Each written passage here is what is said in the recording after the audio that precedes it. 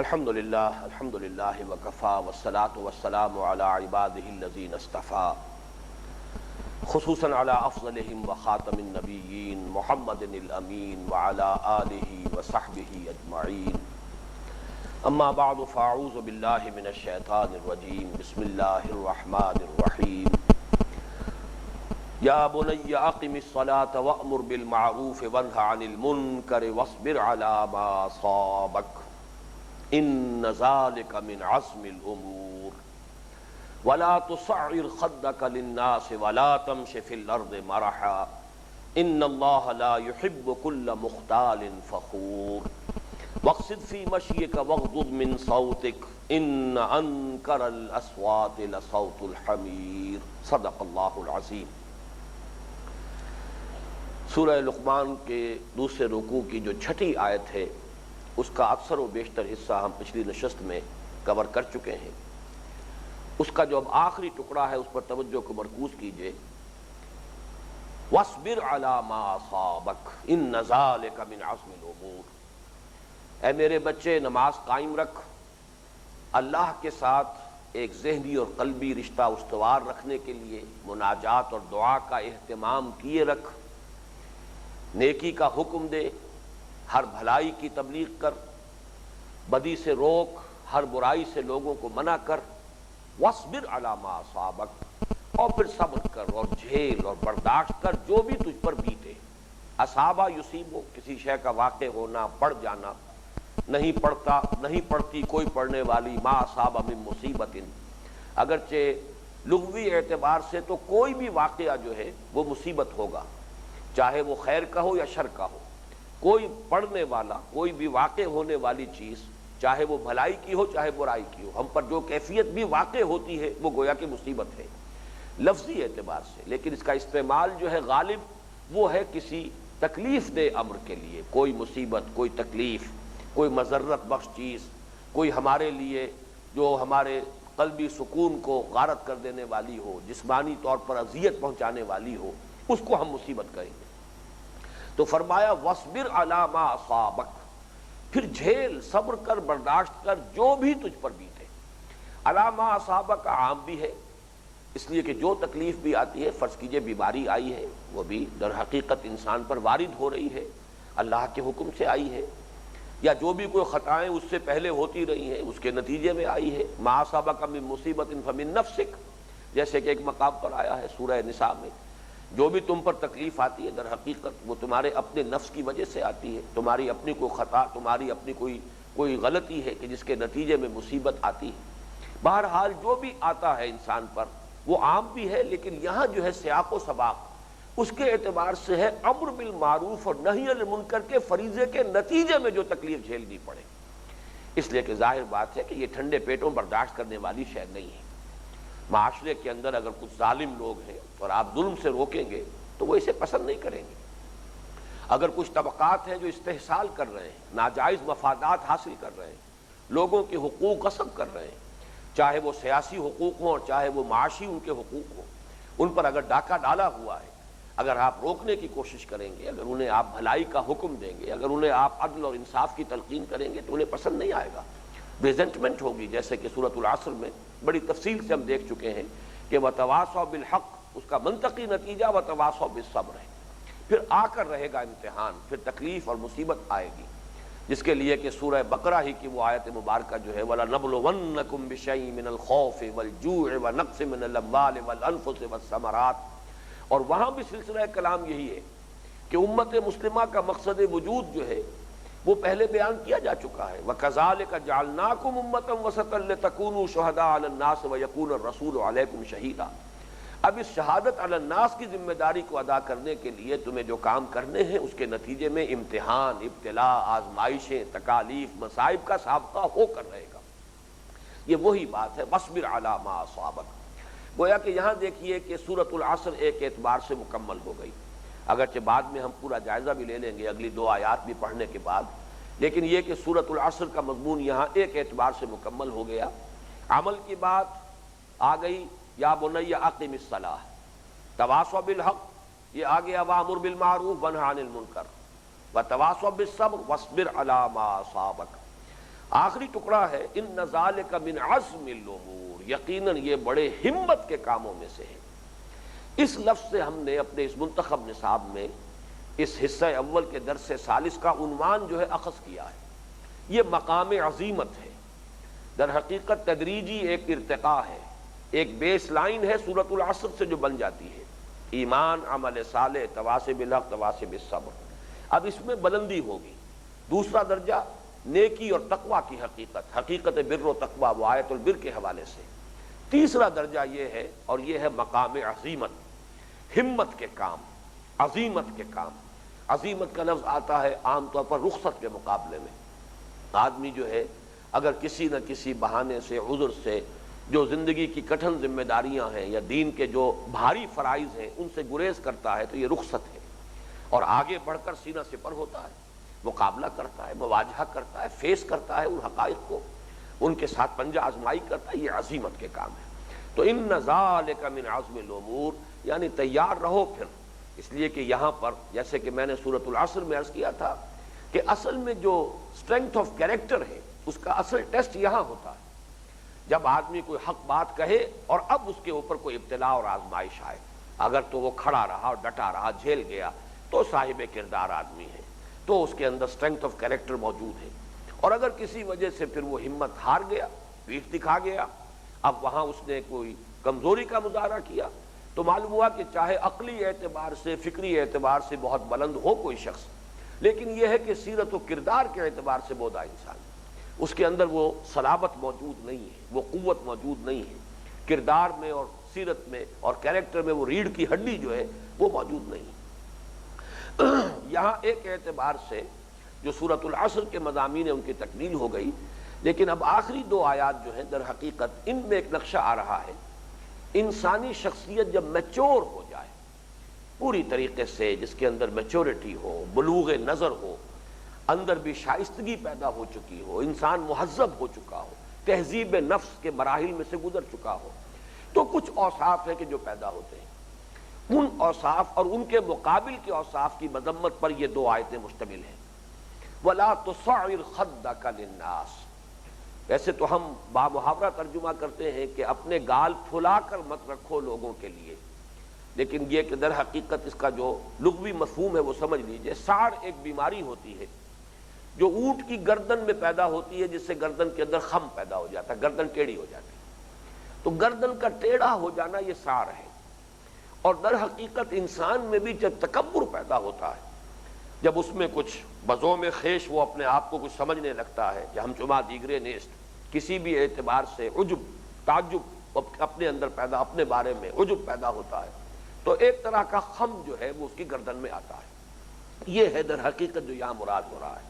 اسی سے ہمارے ہاں ادب میں وہ الفاظ بنے کج کلاہی، کج ادائی، یہ در حقیقت یہ تمام کج کا لفظ جو آتا ہے، کج کلاہ ہے، جیسے کہ وہ ٹوپی رکھی ہوئی ہے تو وہ ٹیڑھی رکھی ہوئی ہے، سیدھی نہیں ہے، یا اور اسی طریقے سے وہ اگر کوئی ترا ہے تو اس کے اندر بھی وہ پگڑی کے اندر بھی کوئی خم آئے گا۔ یہ مختلف چیزیں ہوتی ہیں کہ جن سے وہ انسان کے اندر کا تکبر جو ہے وہ ظاہر ہوتا ہے۔ تو فرمایا اصل میں اس میں مذمت جو ہو رہی ہے وہ تکبر کی ہے۔ وَلَا تُصَعِّرْ خَدَّكَ لِلنَّاسِ وَلَا تَمْشِ فِي الْأَرْضِ مَرَحًا، تکبر کا ایک اظہار ہوتا ہے یہ اس طرح گردن کا ٹیڑھا ہو جانا، بلکہ یہی مجھے یاد آیا تو میں بیان کر دوں کہ حضور کے شمائل میں سے اور آپ کے معمولات اور عادات مبارکہ میں یہ بات بڑی نمایاں ہو کر آتی ہے کہ حضور سے اگر کوئی شخص مخاطب ہوتا تھا تو فرض کیجئے ادھر ہے تو حضور ادھر صرف گردن موڑ کر اس کی طرف نہیں دیکھتے تھے بلکہ پورے وجود کے ساتھ اس کی طرف متوجہ ہوتے تھے، اس لیے کہ یہ صرف گردن موڑ کر دیکھ لینا اس کے اندر بھی ایک طرح کی کجادائی ہے، گویا کہ آپ اس شخص کو اس قابل نہیں سمجھتے کہ اپنے پورے وجود کے ساتھ اس کی طرف التفات کریں۔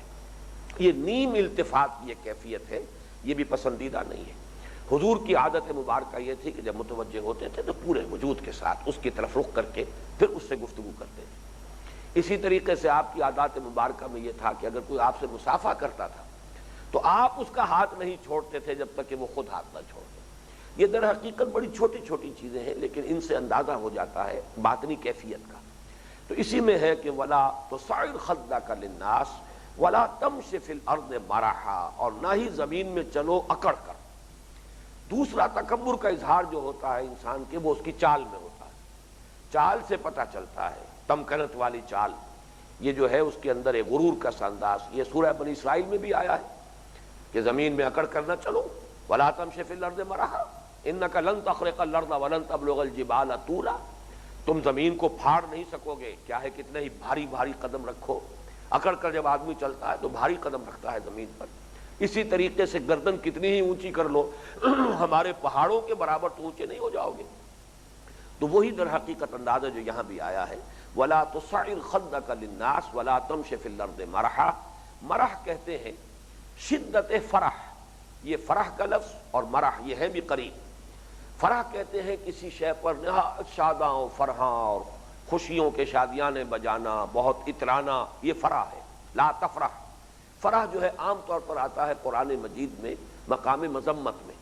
اس لیے کہ اگر کوئی شے آپ کو مل گئی، کوئی آپ کو نعمت میسر آ گئی، کوئی کامیابی حاصل ہو گئی دنیا کی، تو آپ کو معلوم ہونا چاہیے کہ کیا یہ دنیا اور کیا یہاں کی کامیابیاں اور کیا یہاں کی عارضی نعمتیں، اس کی اصل حقیقت سامنے ہو تو فرحت جو ہے آپ کی وہ ایک دائرے کے اندر اندر رہے گی، خوشی تو ہوگی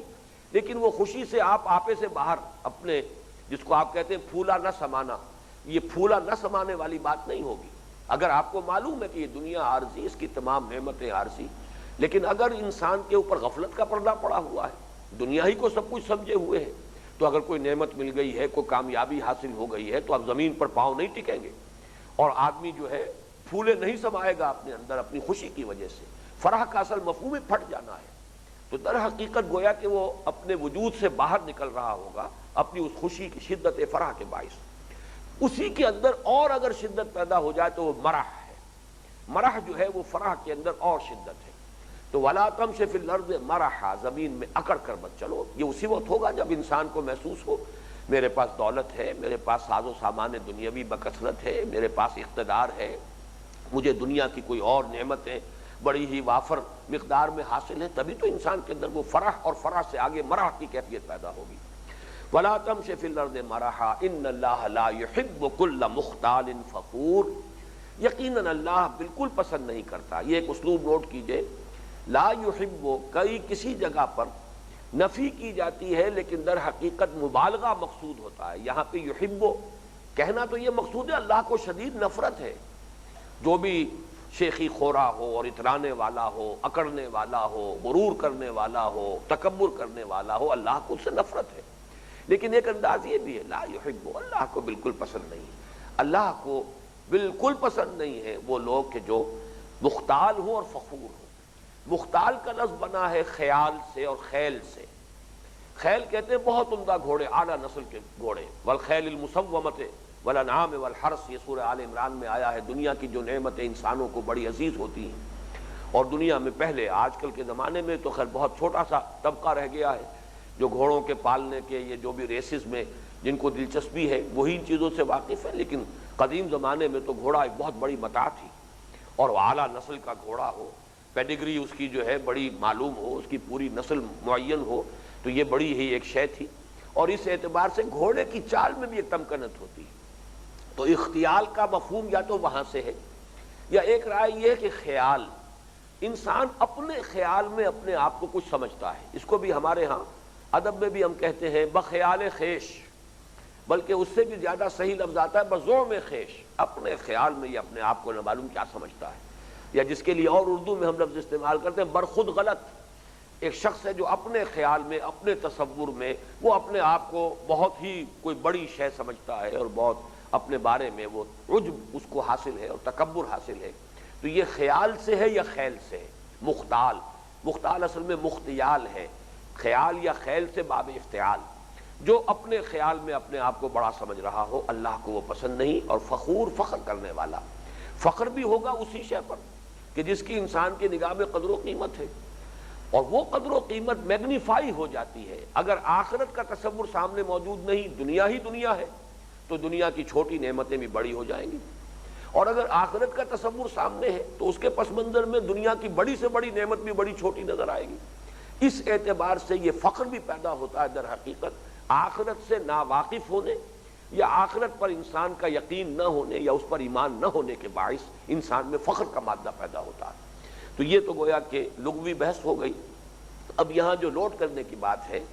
کیا وجہ ہے کہ جس سے انسان میں تواضع پیدا ہوتی ہے؟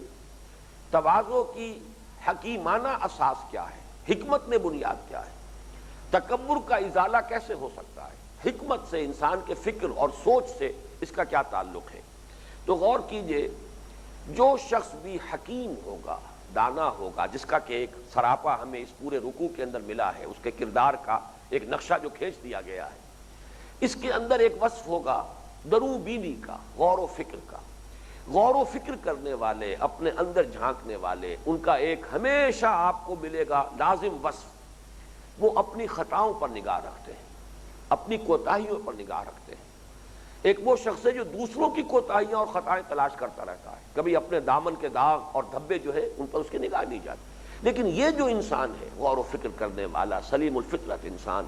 اس کی نگاہ ہمیشہ اپنی کمزوریوں پر ہوگی، اپنی تقصیر پر ہوگی، اپنی کوتاہیوں پر ہوگی،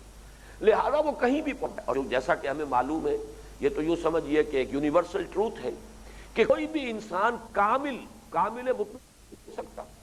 کوئی امکان ہی نہیں ہے۔ اب آپ اس میں سے انبیاء کو اور رسولوں کو اور خاص طور پر محمد الرسول اللہ صلی اللہ علیہ وسلم کو اس وقت اپنے ذہن سے نکال دیجئے، میں عام انسانوں کی بات کر رہا ہوں، ان کے اندر بہرحال کہیں نہ کوئی کمی ہوگی۔ حالانکہ یہاں تو سامنے معاملہ یہ آتا ہے کہ خود حضور فرماتے ہیں کہ انہ لیغان علی قلبی وانی لاستغفر اللہ 70 مرۃ فی کل یوم، میرے دل کی کبھی یاد آ جاتا ہے اور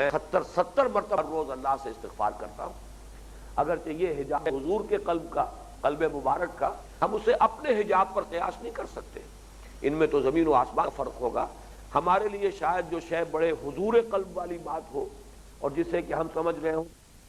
تعالیٰ کا اس وقت ہمیں قرب حاصل ہے اور اللہ تعالیٰ کی عنایت خصوصی سے ہم اس وقت بہرہ اندوز ہو رہے ہیں، شاید وہ حضور کے اعتبار سے وہ حجاب کا درجہ ہو، تو حضور کا حجاب کیا ہوگا یہ ایک بالکل دوسری بات ہے اس اعتبار سے۔ لیکن الفاظ حضور نے استعمال فرمائے کہ انہ لیغان علی قلبی وانی لاستغفر اللہ 70 مرۃ فی کل یوم، اس اعتبار سے کوئی حکیم انسان، ہاں کوئی فلسفی ہے نرا، فطرت سے اس کا کوئی تعلق نہیں، وہ غور و فکر ہی بس کرتا رہا ہے، عقل کے گھوڑے دوڑائے ہیں، منطق کے گھوڑے دوڑائے ہیں، بڑے بڑے نظریات اس نے تصنیف کر لیے ہیں، وہ اپنے دامن کو کبھی نہیں دیکھے گا۔ لیکن یہی میں نے فرق جو ہے واضح کیا تھا، فلسفی اور ہے، حکیم اور ہے، انگریزی میں جنہیں سیجز کہا جاتا ہے، ایک فلاسفرز ہے، ایک سیجز ہے، حکماء، یہ بالکل ان کی کیٹیگری مختلف ہے۔ تو کوئی حکیم انسان جو ہے ہو نہیں سکتا کہ وہ اپنی خامیوں پر نگاہ نہ رکھے، اپنے دامن کا جو بھی کوئی داغ یا دھبا ہے نظر نہ آئے، ظاہر ہے اس کا نتیجہ نکلے گا تواضع، دوسرے انسانوں کے اندر خیر دیکھے گا، بھلائی دیکھے گا، دوسروں کی اچھائیوں کو دیکھا کرو اور اپنی کوتاہیوں پر نگاہ رکھا کرو، اس کا نتیجہ یہ نکلے گا کہ کبھی تکبر نہیں ہوگا، کبھی بھی عجب پیدا نہیں ہوگا، کبھی کسی بھی، جیسے کہ کہا گیا ہے کہ مریض سے نفرت نہیں ہوتی بلکہ مرض سے لڑائی ہوتی ہے ڈاکٹر کی اور طبیب کی اور جو بھی معالج ہے اس کی۔ اسی طریقے سے کوئی داعی ہے دین کا، کوئی بھی مبلغ ہے دین کا، کوئی مربی ہے، مزکی ہے، اسے گناہ گاروں سے نفرت نہیں ہوتی، گناہ سے نفرت ہوتی ہے، لہذا وہ دوسروں کے اندر جو ہے، بلکہ وہ جو ایک قصہ آتا ہے کہ جن لوگوں کے ذریعے سے پھر یہ تقدیر جو ہے ان کی جو چنگیزی، جو خاندان ہلاکو کی نسل سے تھے اور جو ایمان لائے ہیں، تو ان میں ایک واقعہ آتا ہے کہ ایک اللہ والے کوئی تھے انسان کہ جن سے کسی وقت کسی سردار نے، ہلاکو کے قوم کے کسی سردار نے جو ایمان لایا ہے سب سے پہلے، اس نے کوئی وعدہ کیا تھا کسی وقت کہ کبھی آنا، ہمارے پاس آنا، لیکن یہ کہ اس کے بعد آنے کا امکان نہیں رہا، وہ بہت بڑا بادشاہ بن گیا۔ یہ کوئی بڑی پرانے زمانے کی بات تھی جبکہ ابھی وہ بادشاہت پر، تخت حکومت پر بیٹھا نہیں تھا، تو اس کو وہاں پہنچنے کے لیے ایک تدبیر یہ کرنی پڑی کہ جہاں وہ ان کے خیمے لگے ہوئے تھے اس سردار کے، وہاں اس نے جا کر فجر کے وقت بڑے بلند آواز سے اذان دی قریب، اور بڑے تیش میں آ کر اس سردار نے بلایا ہے کہ یہ کون ہے جس نے کہ ہماری نیند میں خلل ڈالا ہے۔ پکڑ کر لایا گیا اور سخت غیظ و غضب کے اندر پیچ و تاب کھا رہا تھا وہ شخص۔ اس وقت کہیں کتا بھی ایک بیٹھا ہوا تھا پاس، اس کا کتا، اس کا اسی کا وہ جو چنگیزی سردار تھا اس نے اسی غصے کے عالم میں کہا ہے ان سے، اس اللہ والے سے، کہ تم بہتر ہو یا میرا یہ کتا بہتر ہے؟ ایک لمحے رک کر انہوں نے جواب دیا ہے میں ابھی نہیں کہہ سکتا۔ اس پر وہ چونکا، یہ کیا بات اس نے کہی، وضاحت طلب کی۔ انہوں نے کہا کہ اگر میں ثابت قدم رہا، اب تیری طرف سے جو کچھ مجھ پر آنے والی ہے، وَاصْبِرْ عَلَىٰ مَا أَصَابَكَ، اگر میں ثابت قدم رہا اور موت کو میں نے جھیل لیا، لیکن یہ کہ حق پر قائم رہا مرتے دم تک، تو میں اس کتے سے بہتر ہوں گا۔ اور اگر کہیں میری ہمت جواب دے گئی اور اگر کہیں میں نے پیٹھ دکھا دی، کسی کمزوری کا مظاہرہ کیا، تو یہ کتا مجھ سے بہتر ہے۔ یہ وہ چیز ہے کہ جو تیر کی طرح جا کر اس شخص کے دل پر لگی ہے۔ ایک حکیمانہ قول ہوتا ہے، بسا اوقات جو ہے وہ ایسے جاتا ہے کہ جا کے عین نشانے پر جیسے تیر لگتا ہو، پھر وہ شخص جو ہے ایمان لایا ہے۔ تو یہ کیفیت ہر حکیم اور دانا انسان کی رہے گی،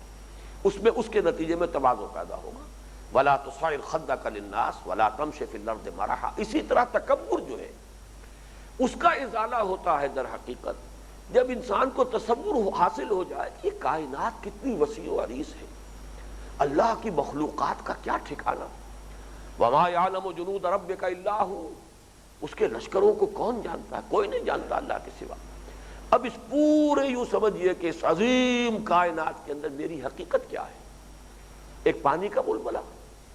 کوئی ایک قطرہ، بلکہ ایک نقطے کی حیثیت سے بھی بڑھ کر نہیں ہے۔ تو جس کا اپنا ذہن جو ہے افق ذہنی چھوٹا ہوگا اس میں وہ خود بڑا نظر آئے گا، لیکن یہ کہ جس کا ذہنی افق وسیع ہو جائے گا تو وہ خود اپنے آپ کو اپنی نگاہ کے اندر کبھی بڑا نہیں سمجھے گا بلکہ چھوٹا سمجھے گا۔ اس ضمن میں بھی ایک بڑی پیاری حدیث بلکہ دعا ہے حضور کی مسنون دعاؤں میں سے ہے، اللہم اجعلنی فی عینی صغیرا وفی اعین الناس کبیرا، اے اللہ مجھے اپنی نگاہ میں تو چھوٹا کر کے دکھا تاکہ عجب پیدا نہ ہو جائے، تکبر پیدا نہ ہو جائے، لیکن لوگوں کی نگاہ میں جو بھی میرا تو رعب قائم فرمائے، اس لیے کہ جیسے کہ ایک اور حدیث میں آیا ہے کہ نصرت بالرعب، میری اللہ نے مدد فرمائی ہے ایک رعب کے ذریعے سے۔ حضور صلی اللہ علیہ وسلم کی طبیعت کے اندر، آپ کی شخصیت میں ایک رعب تھا، تو یہ بھی اللہ تعالیٰ کی طرف سے عطا کردہ ایک شے تھی۔ تو فرمایا کہ دعا میں الفاظ یہ ہے کہ اللہم اجعلنی فی عینی صغیرا، میں اپنی آنکھ میں تو خود چھوٹا نظر آؤں تاکہ تکبر پیدا نہ ہو، وفی اعین الناس کبیرا، تو جو کام میں کر رہا ہوں، جب یہ دعا بھی تو نے ہی تلقین فرمائی ہے کہ وجعل لی من لدنک سلطانا نصیرا، مجھے غلبہ عطا فرما، طاقت عطا فرما، تاکہ جو مشن تو نے میرے حوالے کیا ہے میں اس کی تکمیل کر سکوں، تیرے دین کو قائم کر سکوں اور اس کا ایک نمونہ دنیا کے لیے چھوڑ جاؤں کہ یہ ہے وہ دین حق اور یہ ہے اس کا نظام عدل اجتماعی، تو میری مدد فرما۔ وہ مدد جو ہے سلطان سے، غلبے سے، سلطنت سے میری مدد فرما۔ اسی طریقے سے اے اللہ میرا جو لوگوں کی نگاہوں میں میری قدر و منزلت بڑھا دے، لیکن مجھے اپنی آنکھ میں چھوٹا رکھ، تاکہ یہ تکبر اور عجب جو ہے، جو کہ بہت ہی مذموم ایک شے ہے۔ حدیث میں الفاظ آئے ہیں کہ لا يدخل الجنت من کان فی قلبہ مثقال حبۃ من کبر، جنت میں داخل نہیں ہو سکے گا کوئی شخص جس کے دل میں ایک دانے کے برابر بھی کبر اور تکبر موجود ہے۔ آخری آیت ہے وَاقْصِدْ فِي مَشْيِكَ وَاغْضُضْ مِنْ صَوْتِكَ، اپنی چال میں میانہ روی اختیار کر۔ یہ لفظ جو ہے قصد، اور اس سے جو یہاں پر یہ فعل امر آیا ہے، اور پھر اس سے باب افتعال میں اقتصاد کا ایک لفظ بنتا ہے، اور ہمارے ہاں یہ ایک اقتصادیات ایک مضمون بھی ہے، ایک شعبہ ہے، اکنامکس کو ہم اقتصادیات معاشیات بھی کہتے ہیں لیکن اقتصادیات بھی کہتے ہیں۔ اس لفظ کو بھی ذرا سمجھ لیجئے، قصد کہتے ہیں کسی سیدھی شے کو،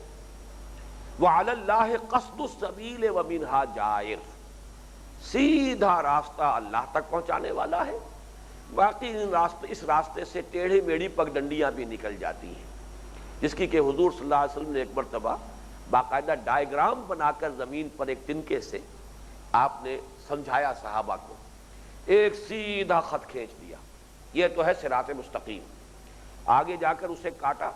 اس دنیا میں یہ صراط مستقیم ہے، عالم برزخ میں اور میدان حشر میں یہی الصراط ہوگا، پل صراط جسے ہم کہتے ہیں، اور پھر یہ جنت میں لے جائے گا۔ اور کچھ راستے ہیں، کوئی دائیں طرف سے آ رہا ہے کاٹتا ہوا بائیں کو نکل گیا، کوئی بائیں سے آیا کاٹتا ہوا دائیں کو نکل گیا، یہ راستے ہیں، یہ پگڈنڈیاں ہیں، یہ افراط و تفرید کے دھکے ہیں۔ اور اس میں ایک بڑی حکمت ہے اس جو آپ نے ڈائیگرام بنائی ہے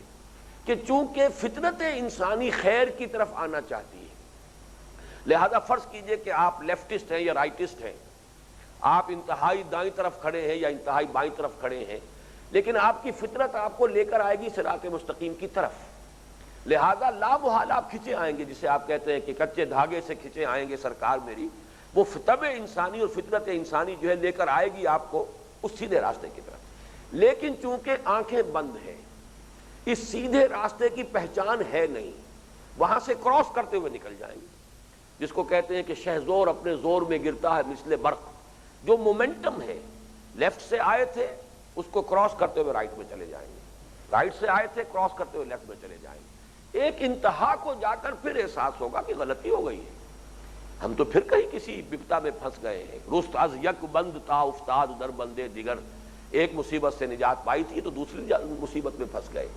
جاگیرداری سے نجات پائی، بادشاہت سے نجات پائی، سرمایہ داروں کے پھندے میں پھنس گئے، سرمایہ داروں سے نجات پائی تو کمیونسٹ پارٹی کی ڈکٹیٹرشپ آ گئی، اور وہی جو ہے ہم تو اسی طرح غلامی کے اندر جو ہے بندنوں کے اندر بندھے رہے۔ یہ نوع انسانی پھر ایکسٹریم رائٹ یا ایکسٹریم لیفٹ سے پھر زور لگاتی ہے اس کی فطرت،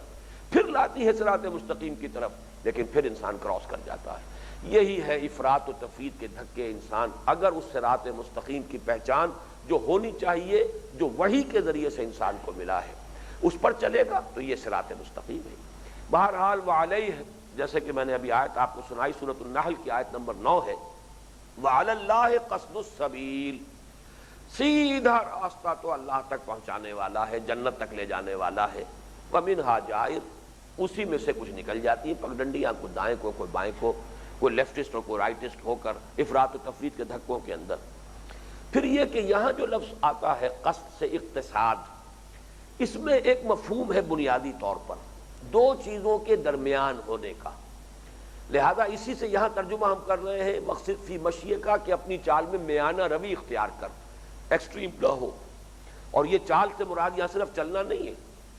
بلکہ پوری روش زندگی کی، ہم لفظ یہ استعمال کرتے ہیں، زندگی کی پوری روش، پوری زندگی میں رویہ اپنا رکھو معتدل، کسی معاملے میں بھی انتہا پسندی نہ ہو، جیسے کہ سورۃ الفرقان میں آیا ہے کہ والذین اذا انفقوا لم یسرفوا ولم یقتروا وکان بین ذلک قواما، وہ لوگ کہ جب خرچ کرتے ہیں تو نہ بخل سے کام لیتے ہیں اور نہ ہی اسراف سے کام لیتے ہیں، بلکہ بین بین ایک روش رہتی ہے۔ لیکن پھر یہی لفظ جو ہے مقتصد قرآن مجید میں مقام ضم میں بھی استعمال ہوا ہے۔ مقتصد وہ ہے کہ جو ادھر ادھر لا الہ ہؤلاء ولا الہ ہؤلاء، اگر تو دو انتہاؤں کے مابین آپ سیدھے چلے جا رہے ہیں، یہ تو قصد السبیل ہو گیا، لیکن دو انتہاؤں کے مابین کبھی ادھر کبھی ادھر جا رہے ہیں تو یہ مقتصد کا لفظ آیا ہے، اور یہ برے سینس میں آیا ہے، جس کے لیے کہ جو الفاظ آئے ہیں فلما نجاہم الی البر فمنہم مقتصد، اسی سورہ لقمان کی آیت نمبر 32 ہے، وہی جو میں نے ایک گزشتہ نشست میں یہ بات بیان کی تھی کہ فطرت کے اندر توحید ہے، شرک نہیں ہے، کہ جب یہ کہیں ہوتے ہیں سمندر میں کشتیوں میں، جب اچھی ہوائیں چل رہی ہوتی ہیں تو فرحوا بہا، بڑے خوش و خرم ہیں، بڑے جو ہے وہ خوش گپیاں ہو رہی ہیں، ذرا تیز ہوا آئی اور موجیں اٹھنے لگیں، اب جان پر بنی، اب پکارتے ہیں صرف اللہ کو، نہ لات یاد رہی، نہ عزا یاد رہی، نہ منات یاد رہی، نہ حبل یاد رہا، کچھ نہیں، اب اللہ۔ لیکن فرمایا فلما نجاہم الی البر فمنہم مقتصد، پھر جب ان کو ہم نجات دیتے ہیں، بر پر پہنچا دیتے ہیں، وہی بر اور بر کا لفظ پھر آ گیا، بر پر آ کر اطمینان ہو گیا، اب وہ خوف کی کیفیت، اندیشہ جو ہے، تشویش ختم ہو گئی، فمنہم مقتصد، اب پھر وہ بجائے اس کے کہ سیدھی توحید کی راہ پر چلے، پھر ادھر ادھر، پھر گویا کہ غلط راستے کو اختیار کرتے ہیں۔ تو یہ لفظ جو ہے یہ گویا کہ دونوں معنی دیتا ہے، مقام ضم میں بھی آ جاتا ہے اور مقام محمود میں بھی، اور جو بھی مدح کا مقام ہے اس میں بھی آ جاتا ہے۔ یہاں پھر یہ میانہ روی ہے، وقصد فی مشیق، پوری زندگی میں، اور جیسا کہ میں نے عرض کیا تھا یہ میچورٹی کی بات ہے، یہ در حقیقت کوئی پیمانے نہیں ہوتے کہیں پر، یہ تو وہی حکیم انسان کے اپنے اندر ایک اس کے جیسا جس کو میں مقیاس کہہ رہا تھا، باطنی مقیاس خیر و شر کی بھی ہے، اسی طرح ایک مقیاس ہے، اندر ایک آلہ موجود ہوگا، اور وہ جو میچور شخص ہے اس کے اندر یہ صلاحیت پیدا ہو جائے گی کہ انتہاؤں کے مابین رہے۔ اور میں نے بارہا یہ الفاظ استعمال کیے ہیں کہ ہر معاملے میں انتہائیں موجود ہوتی ہیں، اور واقعہ یہ ہے کہ وہ جو پل صراط کے بارے میں ہمارے ہاں روایتاً الفاظ استعمال ہوتے ہیں کہ تلوار کی دھار سے زیادہ تیز اور بال سے زیادہ باریک، اس زندگی میں بھی انسان جو ہے اگر راستہ واقعتاً شعور کے ساتھ طے کر رہا ہو ایک تو ہے کہ بس اپنے جذبات اور شہوات کے حوالے سے آدمی گویا کہ یہ دھکیل رہے ہیں انسان کو، جس کو سورہ ملک میں کہا گیا ہے کہ جو پیٹ کے منہ کے بل اوندے گھسٹ رہے ہیں، لیکن جو خود اپنا راستہ دیکھ کر شعور کی آنکھ کھول کر چل رہا ہو، قدم قدم پر اسے محسوس ہوگا کہ فیصلہ کرنا مشکل ہو جائے گا، بڑا بال کے باریک سا فرق ہوگا خودداری میں اور تکبر میں۔ دیکھنے والے کو ہو سکتا ہے کہ آپ کے طرز عمل میں تکبر محسوس ہو، جبکہ آپ فی الواقع تکبر کی بنا پر نہیں بلکہ خودداری اور عزت نفس کی بنیاد پر وہ طرز عمل اختیار کر رہے ہیں۔ بال باریک فرق ہوگا، دیکھنے والے کو وہ تکبر نظر آئے گا، اور در حقیقت آپ کے نزدیک وہ عزت نفس کی اور خودداری کی بات ہوگی۔ لیکن ان تمام باطنی چیزوں کے اندر بھی اعتدال کی ایک روش، اس کے لیے گیج، ایک پیمانہ، ایک مقیاس انسان کے اندر، ایک حکیم اور دانا انسان کے اندر پیدا ہو جاتا ہے۔ وقصد فی مشیک وغضض من صوتک، اپنی آواز کو پست رکھو، غض، غین ضاد ضاد غض، یہ لفظ آیا ہے سورہ نور میں بھی۔ اہل ایمان مردوں سے بھی کہو اے نبی کہ وہ اپنی نگاہیں نیچی رکھا کریں، اور عورتوں سے بھی کہو کہ اپنی نگاہیں نیچی رکھیں۔ غض بصر، نگاہ کا نیچے رکھنا، غض صوت، آواز کو پست رکھنا۔ اس آواز کے پست رکھنے کے بارے میں البتہ میں چاہتا ہوں کہ وضاحت ہو جائے کہ اس سے مراد کیا ہے۔ کیا ہر حال میں آواز کی پستی ہی محمود ہے؟ کیا کسی بھی حال میں آواز کا بلند کرنا پسندیدہ نہیں ہے؟ کسی بھی صورت میں بلند آواز جو ہے کوئی اچھی بات نہیں ہے؟ یہ مغالطہ ہو جاتا ہے عام طور پر، جب ان آیات کو صرف یہ الفاظ ہی سامنے رہے تو اس سے ایک غلط تاثر قائم ہوتا ہے، جس کو میں چاہتا ہوں کہ اس کو اچھی طرح سمجھ لیں۔ یہاں پر مراد کیا ہے؟ در حقیقت امر بالمعروف اور نہی عن المنکر کا فریضہ سر انجام دیتے ہوئے، یا جو بھی انسان حق کی دعوت دے رہا ہے، اگر وہاں کہیں کسی سے کوئی آرگومنٹ ہو گیا ہے، کہیں کوئی بحث اور نزاع کا معاملہ پیش آ گیا ہے، کہیں مجادلہ ہے جس کے بارے میں قرآن میں آتا ہے کہ جادلہم باللتی ہی احسن، مجادلہ بھی ہونا چاہیے بڑے عمدہ طریقے سے، بڑی شائستگی کے ساتھ۔ وہاں بسا اوقات ایسا ہوتا ہے کہ اگر کوئی شخص یہ محسوس کرے کہ دلیل کے میدان میں تو میں شکست کھا رہا ہوں، تو وہ اپنی آواز کی والیوم کو بلند کرتا ہے، اور والیوم کو بلند کر کے چھا جانا چاہتا ہے اپنے مخاطب پر۔ یہ ہے در حقیقت کے جو ناپسندیدہ شے ہے۔ یہاں اپنی آواز کی بنیاد پر اپنے موقف کی کمزوری کی تلافی، یہ وہ شے ہے کہ جو ناپسندیدہ ہے، اور اس کو در حقیقت یہاں پہ ذکر کیا گیا ایک مذموم شے کی حیثیت سے۔ ورنہ ہمیں شمائل ترمذی ہمارے لیے تو معیار، اور لقد کان لکم فی رسول اللہ اسوۃ حسنہ، بہترین مثال وہ تو محمد الرسول اللہ صلی اللہ علیہ وسلم کی شخصیت مبارکہ ہے۔ اب ان کے بارے میں ذرا نوٹ کر لیجئے، یہ حدیث موجود ہے مسلم شریف میں، اور یہ دو طرق سے آئی ہے حضرت جابر ابن عبداللہ انصاری رضی اللہ تعالی عنہ سے۔ حضور کا خطبہ کیسا ہوتا تھا جب آپ تقریر فرماتے تھے، جب آپ خطبہ ارشاد فرماتے تھے تو کیفیت کیا ہوتی تھی؟ اب یہ مسلم شریف کی روایت، اس کے الفاظ سنیے۔ کان رسول اللہ صلی اللہ علیہ وسلم اذا خطب احمرت عیناہ وعلا صوتہ واشتد غضبہ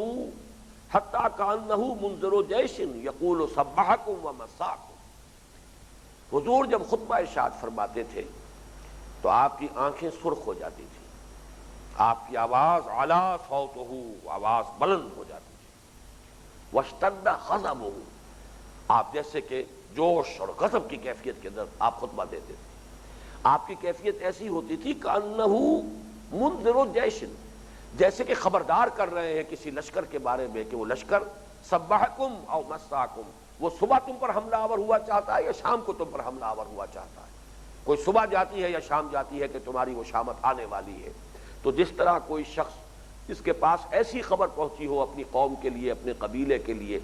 کہ بڑی غارت گری ہونے والی ہے اور بہت بڑی مصیبت آنے والی ہے، تو جس کیفیت کے ساتھ وہ اپنی قوم کو خبردار کرنے کی کوشش کرے گا، تو حضور صلی اللہ علیہ وسلم اس طور سے آپ خطبہ ارشاد فرماتے تھے۔ پھر نوٹ کیجئے، فرمایا احمرت عیناہ اذا خطب، جب آپ خطبہ دیتے تھے آپ کی آنکھیں سرخ ہو جاتی تھی، وعلا صوتہ، آپ کی آواز بلند ہو جاتی تھی، واشتد غضبہ، آپ کا غضب جوش بھڑک اٹھتا تھا، حتی کانہ منذر جیش یقول سبحکم ومساکم۔ تو معلوم یہ ہوا کہ ہر حال میں پست آواز کوئی پسندیدہ اور محمود شے نہیں، ہاں دلیل میں، نزاع میں، مجادلے میں، بحث میں، اس میں خام خواہ آواز بلند کر کے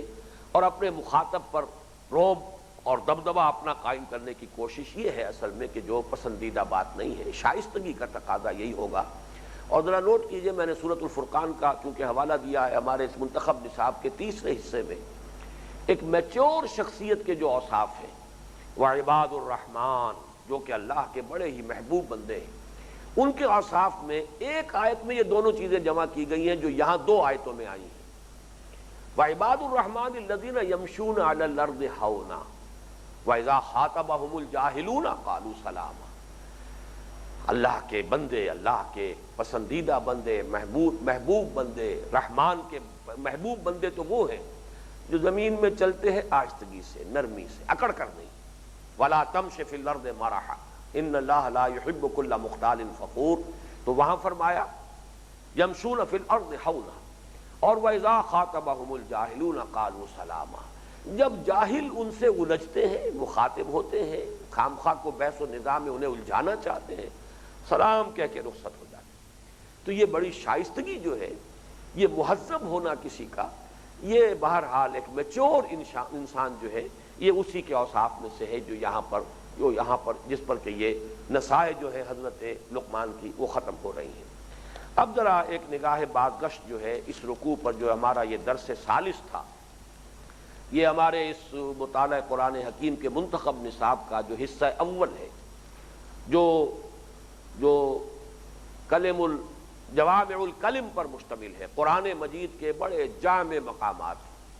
پہلے سورۃ العصر، پھر آیت البر، تیسرا یہ رکوع سورہ لقمان کا دوسرا رکوع۔ اب اس میں نوٹ کیجئے، ایمان کے ذکر میں یہاں کیا بات آئی ہے؟ لفظ ایمان تو نہیں آیا،